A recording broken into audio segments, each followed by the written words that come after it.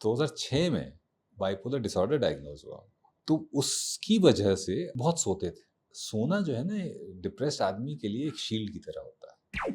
मेरे पिताजी बहुत छोटी उम्र से ही डिप्रेशन का शिकार रहे हैं। वो भी ये हमें बहुत बाद में पता चला। ये हमें सन 2004 में पता चला, जब 2005 में 2006 में बाइपोलर डिसऑर्डर डायग्नोज हुआ। अच्छा, तो उसकी वजह से क्योंकि अब हमें पता चला तो हम पीछे की चीज़ों को रिलेट कर पाते हैं कि वो बहुत सोते थे।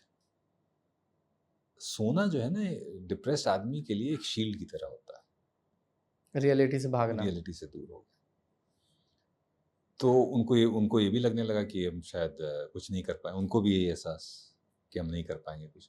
बहुत कोशिश करी और मतलब प्रयास में वो 100 नहीं थे, प्रयास में वो 150 थे। आप सोचिए कि जिस आदमी ने स्क्रैप के बिजनेस से शुरुआत करी, जो लोहिया को सप्लाई करते थे उस समय, अच्छा, LML वगैरह को, से स्टेशनरी पे आया दुकानों में सप्लाई, से मीठी सुपारी पान दुकानों में सप्लाई, से खुद की पान की दुकान, अच्छा, पान और चाय की दुकान। ये चाय बेचने वाले कमाल करते हैं, या तो वो कमाल करते हैं या उनके बेटे कमाल करते हैं। तो हमारे पिताजी ने चाय भी बेची, उनके साथ हमने भी बेची।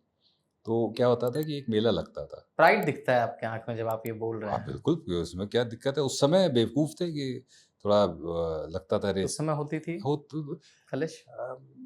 जब हम बड़े स्कूल में पहुंच गए, क्या है, पिताजी माताजी ने एक चीज़ सोच रखी थी कि बच्चों को पढ़ाई बड़ी अच्छी करानी है। तो अंग्रेजी मीडियम में महंगे स्कूल में आधे से ज़्यादा पैसा फीस में जा रहा है, खाने के वो हैं वांदे हैं थोड़े से, लेकिन जा हम बड़े स्कूल में रहे।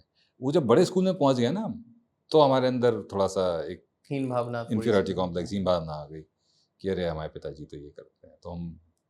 और आज हमें दुख होता है उस बात का, ठीक है बच्चे हैं नहीं समझ में आता है।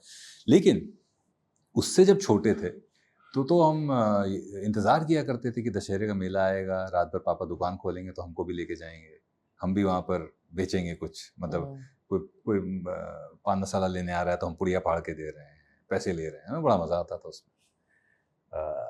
तो उन्होंने ये भी किया। फिर